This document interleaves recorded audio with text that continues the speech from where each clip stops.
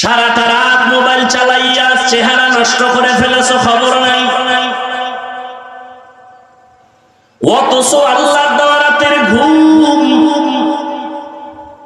পৃথিবীর প্রত্যেকটা মানুষের শরীরের জন্য একটা ফ্রি মহা ঔষধ। রাতের ঘুম শরীরের মহা ঔষধ। আজকে তুমি সেই ঔষধ ব্যবহার না করে রোগী হয়ে গেছো।